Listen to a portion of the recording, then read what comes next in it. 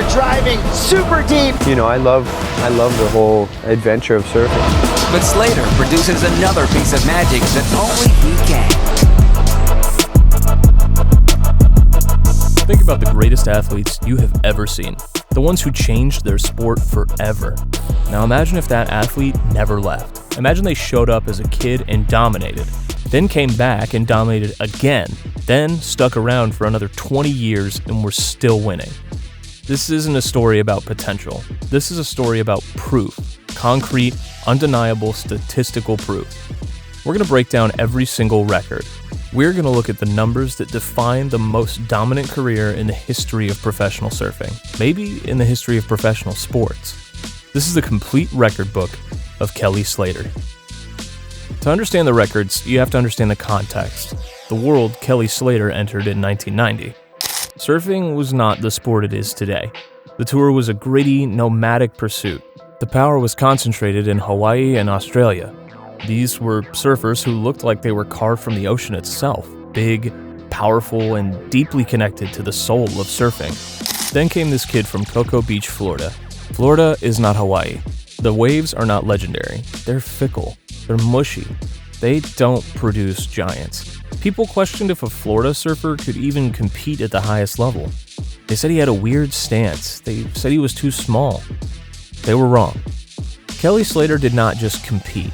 He rewrote the entire playbook. He surfed with a fluidity that was alien. He combined raw power with a skateboarder's innovation. He made the impossible look routine. His first record is a statement of arrival. In 1992, Kelly Slater won his first world championship. He was 20 years and 299 days old. That made him the youngest men's world champion in the history of the sport. A record officially recognized by Guinness World Records. It's a record that still stands today, over 3 decades later. $14,000. I'm happy with the check, but I'm always happy with competition. This is my life, and it's what I do for a living, but most of all, it's just what I love, and I'd be doing it even if I wasn't making money. So, thank God for these waves. Even though this isn't a great pipe, but oh well. Okay, anything else? Like to say thanks to my girlfriend and my girlfriend and my friends.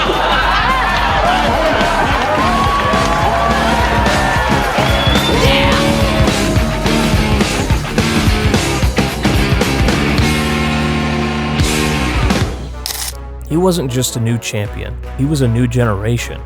He was the future, and the future had arrived years ahead of schedule. But winning one title is a feat. Dominating an entire era is something else entirely. What he did next defied all expectations. From 1994 to 1998, Slater won the world title 5 times in a row, 5 consecutive years. This is the record for the most consecutive world titles in men's surfing, another Guinness verified record. For 5 straight years, every other surfer on the planet had the same goal: beat Kelly Slater. They studied him, they trained for him, they designed their entire season around defeating him, and for 5 straight years, every single one of them failed. This wasn't just winning, this was a stranglehold. He wasn't just the best, he was untouchable. His influence extended beyond the competition jersey. The Surfer Pole Awards are a vote. They're a measure of popularity, influence, and respect from fans and peers alike. From 1993 to 2001, Kelly Slater won the Surfer Pole Award 8 consecutive times. 8 years in a row where the entire surfing world looked at the ballot and wrote down the same name. No one has ever had a longer winning streak. This record shows a complete cultural takeover. He was the champion in the water and the champion in the minds of everyone who loved the sport. This first chapter of his career lasted less than a decade.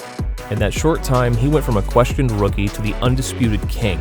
He collected the youngest champion record, he set the consecutive titles record, he owned the popular vote. And then, at the absolute peak of his powers, with the entire surfing world at his feet, he stepped away. He retired after the 1998 season. The king had left the throne. The era of Slater was over, or so everyone thought. The tour moved on. New champions were crowned, new rivalries emerged, the post-Slater era began. But a funny thing happened. Kelly Slater came back. His return was not a victory lap. It wasn't a nostalgic tour. It was a second invasion, and what he accomplished in this second act was, in many ways, more impressive than his first. You know, when I quit the tour and I was off tour for 3 years, I rarely would look at the contest results and stuff, and it's strange right now being in the middle of it to think back and go, gosh, I wouldn't even know for a couple months who won the last contest or who was doing what, and it didn't really matter to me. You know, it was like a different universe to me in some way. He was older, the competition was younger, hungrier, the game had evolved. And standing at the center of that new era was Andy Irons, the Hawaiian powerhouse who refused to bow to Slater's legend. Their rivalry reignited the sport. Every final felt like a fistfight in the water.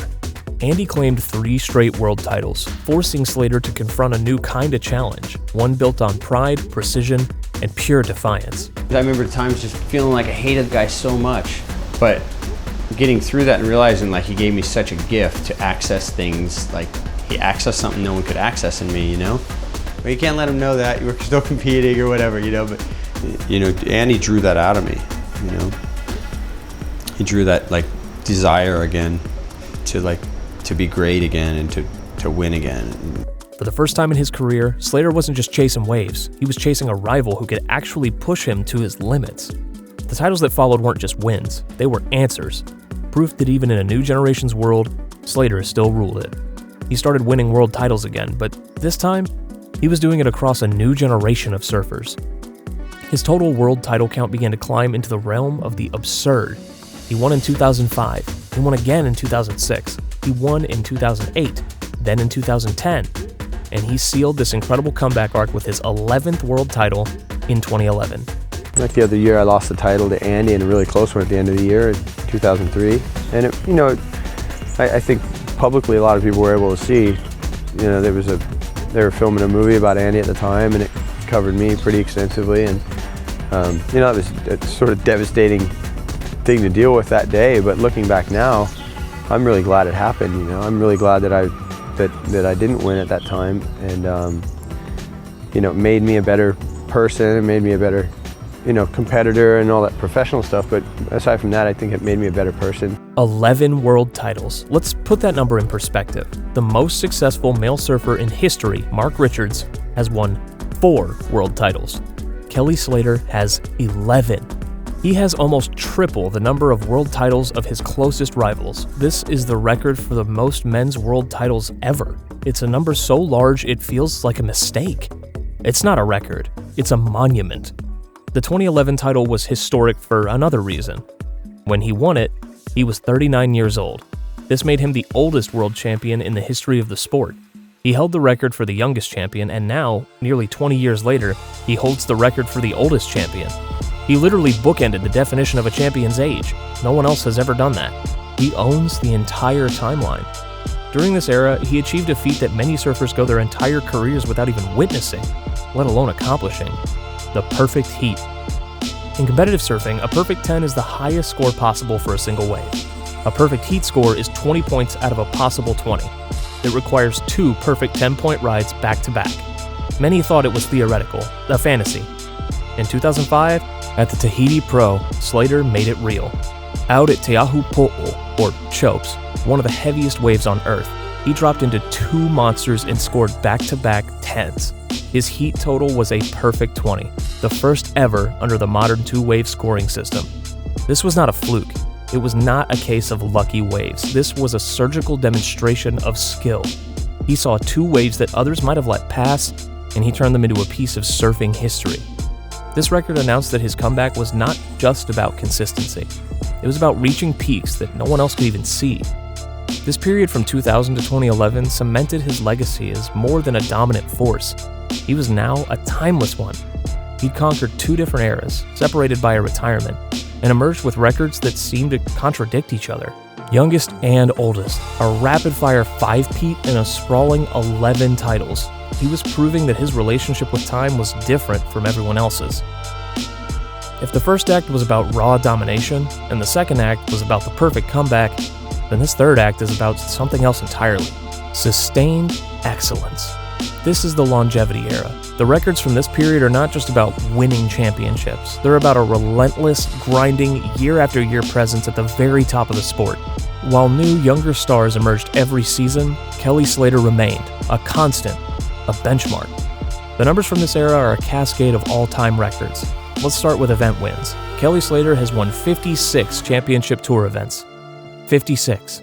The surfer in second place on the all-time list, Mick Fanning, has 22. Slater has more than double the event wins of one of the most successful surfers of the modern era. This is the record for the most CT event wins in history. It's a staggering number that speaks to a career of not just showing up, but showing up to win. But winning the event is the final step. To get there, you have to go deep in the competition, over and over again. He's appeared in 88 championship tour finals. 88 times, he was one of the last two surfers standing. Another all-time record. He's reached the semifinals 122 times. Think about the sheer consistency that requires. Over more than 30 years in hundreds of events, he was in the Final Four more than 120 times. That's a level of reliability that's almost mechanical. Now, let's talk about perfection, because in this era, Kelly Slater didn't just win, he achieved the sublime. He's the only surfer in history to score a perfect 20 heat total 3 times. He did it first in Tahiti in 2005, then he did it again at Cloudbreak in Fiji in 2013. Then he did it a third time, back at Chopes in 2016. 3 times, he's been mathematically flawless. 3 times, he's posted a score that can't be beaten. This record is a testament to his ability to access a gear that simply does not exist for other surfers. 9.5.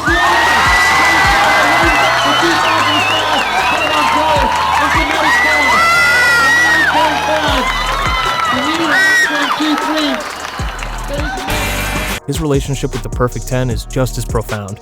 He holds the record for the most perfect 10-point rides in championship tour history. He has 33. The next closest surfer has 16. Again, he has more than double the number of perfect scores of his nearest competitor. This isn't a record, this is a statistical canyon. This mastery translates into heat wins. He's won over 820 championship tour heats. He's surfed in over 1,100 heats. His career heat win percentage is approximately 71%. That means for every 100 heats he's paddled out for, he won 71 of them. This is the highest heat win percentage among the top 50 surfers of all time. It means he wasn't just winning events, he was dominating the very fabric of competition, the individual battles that make up a season. He also owns specific locations on the tour. He has a deep, almost spiritual connection with certain waves. He's won the Pipeline event 8 times. No other surfer has more wins at a single break. Pipeline is the most dangerous, most respected wave on the planet, and Kelly Slater has conquered it more than anyone else. His dominance also extends to other iconic spots. He has 5 wins at Teahupo'o. He has 6 wins at Trestles. These are all-time records for wins at those specific tour locations, and he kept setting new age-related records, pushing the boundaries of what was considered possible for an athlete in his 40s. In 2019, at the Pipe Masters, he scored a perfect 10. He was 47 years old. That made him the oldest surfer to ever receive a perfect 10-point ride, another new record. But he still wasn't done. In 2022, he won the Pipeline event. He was 49 years old, the oldest surfer to ever win a championship tour event. This victory sent shockwaves through the sport. It was a victory against time itself. This 2022 win created one of the most mind-bending records. He's the only surfer in history to win a championship tour event in his teens, his 20s, his 30s, and his 40s. He won his first event as a teenager. He won his last event as a man nearing 50. His career spans the entire athletic lifespan. You know, I'm definitely satisfied with what I've accomplished, and I'm happy with it. You know, it's not like I feel at this point that I need to go out and prove myself or anything. You know, I do it more because I love it. I love surfing. I enjoy competing, but not always a ton. You know, I sort of more like the performance elements of it. You know, you get out in a situation like maybe at Trestles or somewhere, and you have, you know, all these guys blowing up, and you know, you want to be part of that energy, be part of that flow, and you know, for me, that's the thing that motivates me. And what's even more staggering is where he's done it. Across his 56 championship tour victories, Slater has stood atop the podium at 15 different event locations in 12 countries, from Pipeline, Chopes, and Bells Beach to Jeffreys Bay, France, Fiji, and beyond. No other surfer has demonstrated global dominance like this. Slater didn't just master one wave or region, he mastered almost all of them. The very geography of pro surfing became his personal record book. He also showcases this range with his perfect scores. He scored a perfect 10 as a rookie back in 1990. He scored another perfect 10 in 2019. That's a 29-year gap between perfect 10s. No other surfer has that range. No other surfer has that longevity of excellence. This third act proves that his career isn't a series of peaks and valleys. It's a high plateau that stretches beyond the horizon. The final act isn't defined by a single victory or a specific title. It's defined by the entire arc. The scale of his career itself becomes the record. These are the numbers that look at his journey from 10,000 feet up. These are the records of legacy. The gap between his first championship tour win and his last is 30 years, from 1992 to 2022, 3 decades. This is the longest gap between first and last wins in surfing history. It's a record of endurance that's almost difficult to comprehend. He's the only surfer to win championship tour events in 4 different decades: the 90s, the 2000s, 2010s, and 2020s. He didn't just span generations, he defined them. Over that same span, his consistency reached statistical insanity. Slater has finished inside the top 5 overall 24 times and logged 19 consecutive top 10 finishes between 1990 and 2011, both all-time records. It wasn't just that he could win, it's that he almost never didn't. Year after year, through changing formats, boards, and generations, he was always in the title conversation. That streak of relevance is as unbreakable as any world title count. His mastery of pipeline is a story in itself. He's appeared in the Pipe Masters final a total of 12 times. No one has faced the Bonsai Pipeline in a final that many times. It's a record of repeated courage and skill at surfing's most sacred and dangerous arena. His world titles are spread across time. He's won world championships in 3 separate decades, another record no other surfer can claim. He's competed in over 30 championship tour seasons. This is the longest career in the history of the sport. He's surfed in roughly 260 CT events, the most all time. He's simply been there more than anyone else. His career prize money exceeds $4 million. This is the most money ever won in professional surfing. It's a financial reflection of his competitive success. His career longevity as a professional is over 33 years, the longest in CT history. His influence, as measured by the Surfer magazine reader polls, is unmatched. He's been voted the best surfer 19 times, the most by anyone. In 2025, the sporting world recognized his impact beyond the waves.